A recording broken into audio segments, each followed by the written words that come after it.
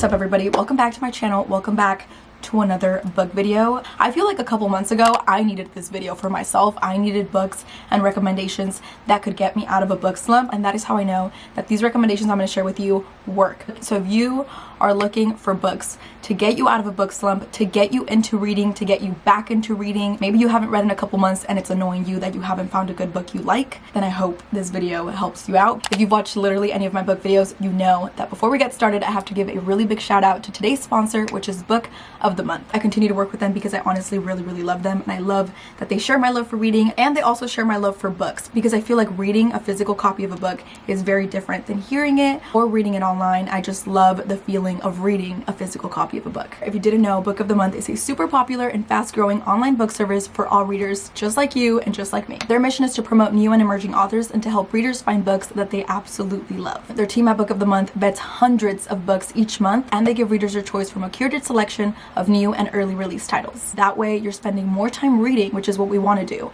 and less time researching or trying to find a good book. They're completely risk-free, so you can skip any month at any time and you will not be charged. And to top it all off, they have the best price for new release hardcover fiction. If you guys want to try out Book of the Month, you can get your first book for only $9.99, which is an amazing deal if you use the coupon code TREAT. I'm going to share with you guys the two books that I chose this month, starting with this one. This is The Kiss Curse by Erin Sterling, and then in the box we have, and this one is Spells for Forgetting by Adrienne Young. With that being said, let's get into the video and these recommendations. I am starting so strong. This is literally one of my new favorite books. This is Things We Never Got Over by Lucy Score. I finished this 2 weeks ago, and I honestly still think about it sometimes. Like, also because the story is incredibly long, so you get attached to these characters, you get attached to the story. This book honestly reminded me why I love romance books so much. I feel like before this book I had been reading a lot of rom-coms, and rom-coms are cute and they're quirky and they're fun and they're funny, but as a person that really loves romance books,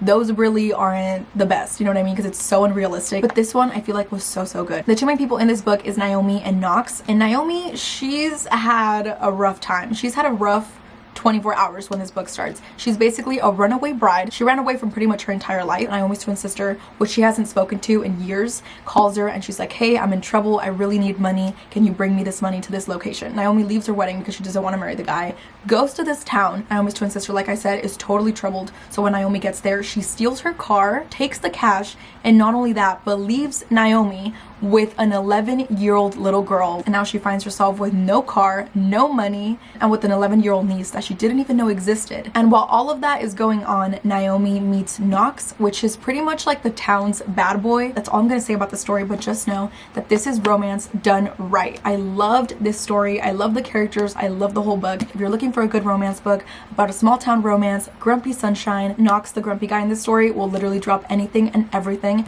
to be there for Naomi, and it's so cute, and I loved this story. Next book, just to keep it a little interesting, and because we're in October and obviously I'm in the fall spirit, this is the only thriller book I'm going to talk about, but oh my god, it's a good one. If you guys have any thriller book recommendations, please comment them down below, because I want to read more thriller books, especially this month, but I have no idea where to start. Ask me anything about romance or contemporary romance or rom-coms, any of those type of books, and I got you. But when it comes to thrillers, I've only read a handful, and I feel like there's so many good ones out there that I don't know about. So if you guys have any thriller book recommendations, comment down below. But anyways, back to this book, Silent Patient. I read this book so freaking quick, and that is what I love about thriller books, is that you can't stop reading it. It feels like you're watching a movie, and you just want to get to the end to know what happens, to know who did it, to know what you've been reading about this entire time. If you're looking for a good book that will literally have you scared in the middle of the night, this is a good one for that. The best thing to do with a thriller book is to not know that much about it going into it, so I'm gonna make the explanation about it really quick. But this book is basically about Alicia. She is a painter, she is an artist, and her entire life outside looking in looks to be perfect.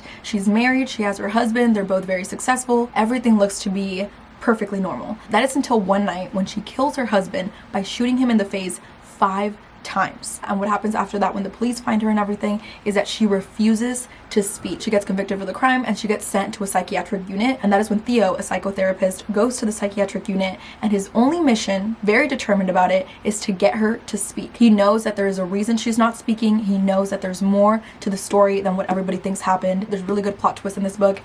It is just so good. If you're looking for a good October book, I highly recommend this one. I loved this book so much. I was gonna leave this book for last because I like doing the whole leave the best for last thing, but just in case some of you guys were thinking of clicking off before I get to the end of this video, I need you to hear about this book. I finished this book last night and I honestly feel so protective about this book, and I feel so attached to these characters and this story. This is Taylor Jenkins Reid's new book, Carrie Soto is Back.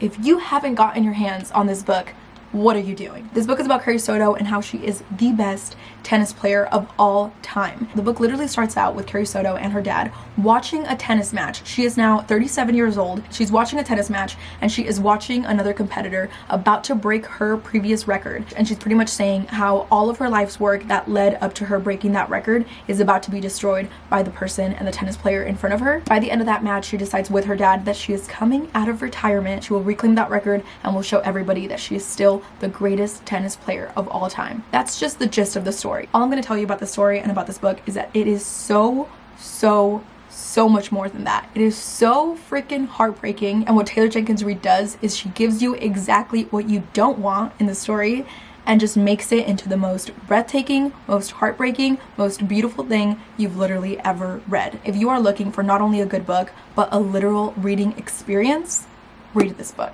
Moving on to another amazing read. This is Archer's Voice by Sheridan. This is another one that I truly think is romance done right, because there's honestly so many romance books out there, but only a few like these that have the power of making you a hopeless romantic just by reading it. So very similar to Things We Never Got Over, this is a small town romance of a girl running away from her life and finding herself in this really cute small town. The main girl in this book is Bree and the main guy is Archer. Bree has just been going through a really rough patch, and she's honestly just looking to get away from her real life. And in that small town is where Archer Hale lives. Pretty much Archer Hale is an outsider in his own town. He's lived in this town his entire life. He's 25 now, but he lost both of his parents at a really young age. He lost his uncle that was his guardian also at a young age. He also doesn't speak, but he can communicate in sign language, which Bree can too. And that is how they form a friendship, and that is how they form a connection. If you're looking for a good romance book to restore your faith in romance or restore your faith in books, this is perfect. It would not be a book video of mine if I didn't talk to you guys about some rom-coms. I've said this before and I'll say it again, but a good rom-com is all you need when you are in a book slump. Also, rom-coms just have the cutest covers too. This one was just recently released. This is Love on the Brain by Ali Hazelwood. If you didn't know, she's the same author that wrote Love Hypothesis. A lot of people were saying how this one is really similar to Love Hypothesis, and it's a similar storyline. I read Love Hypothesis a long time ago. Like, I don't know when I read it, probably like at the beginning of the year. So the story isn't really like fresh in my memory, but I think if you were to read them back to back, you would find them incredibly similar. But since I didn't read it back to back, I have absolutely no problem with it. But after reading a handful of books that had me crying at 2 a.m., a rom-com was definitely needed. This is B and this is Levi. They met in college, which is a couple years before the book starts, and they had this whole like enemies thing going on in college. They did not like each other, so it's a shock to them both when a couple years later they get stuck on the same project. So pretty much these two characters have insane chemistry together, but it seems, at least to be, that they can't get past this whole enemies thing that they had going on in college. So having to work on a really serious, really important work project with your literal nemesis seems to be the worst case scenario. But it's a rom-com, so you already know it's a really cute story. Like I said, I really enjoyed this book, and this book is a perfect example of what a rom-com should be.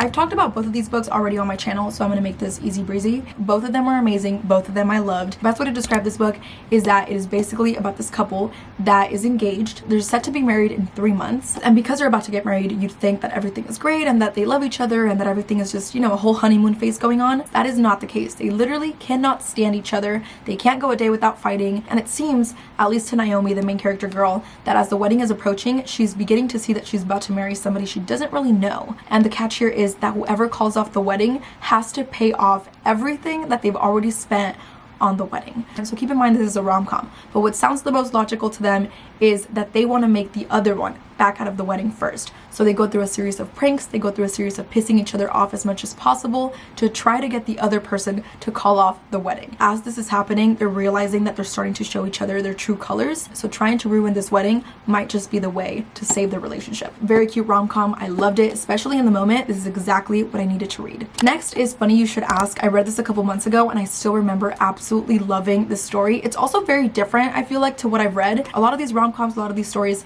have a lot of similarities similarities to them, but I feel like with this rom-com, with this love story, it was very, very different, which honestly just felt like a breath of fresh air. So basically the story is about a reporter and a super, super, super famous Hollywood A-list celebrity. The guy is pretty much like the Brad Pitt in this story, and the reporter is just a normal person. So what happened 10 years ago is that this reporter met with this super famous celebrity. They had a whole weekend where she was supposed to be doing this article, but she basically got to live an entire weekend with this celebrity and got to know him as a person. And after this whole weekend, she released this article that ended up being really, really, really famous. And in the article, she just said, nothing happened, we're just friends, I'm just a reporter, he's just a celebrity, he's not even gonna remember me. However, for years, people have had a suspicion that that article wasn't all that true, and that there's a lot that happened that weekend that she didn't say in that article, which is why 10 years later, when they reunite once again for another interview, he's a completely different person, she's a completely different person, but the emotions and everything that they shared that weekend seems to be very much there. You pretty much just get to see a second chance romance happen. I honestly love this story. I love the book. I love the ending. If you're somebody that's been looking for something different, if you want a different type of rom-com, if you want a different type of romance,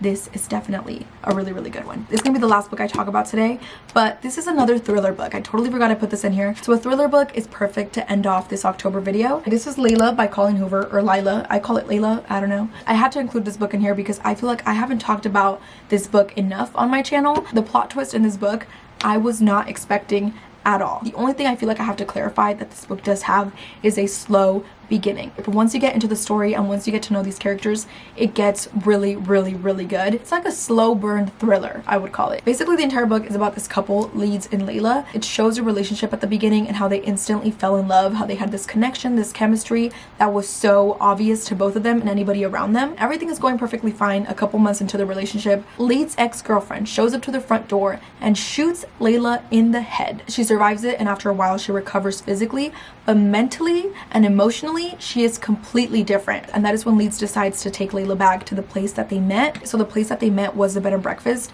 but when they go back to that bed and breakfast, it's literally in the middle of nowhere also, but they realize when they get there that it's now abandoned. It's creepy looking, and it's also now up for sale because the owners literally just abandoned it. The reasons why it was abandoned you figure out soon enough. They get there to the bed and breakfast and just really, really weird stuff starts happening. And it's at this bed and breakfast that Leeds starts forming this connection and even this friendship with this person that's also at the bed and breakfast, so they're not alone. The reason I love this book so much is because of the plot twists. I thought the plot twists were so crazy and I did not expect them at all. And because it is October, maybe you're looking for a good thriller book, I definitely recommend this one. Just in case you watch this whole video and you still want more recommendations, I want to ask you guys, if you guys have been in a book slump, what is the book that took you out of that book slump? Comment down below, let us know. And yeah, thank you guys so much for watching. I love you guys, and I'll see you guys in my next video. Bye.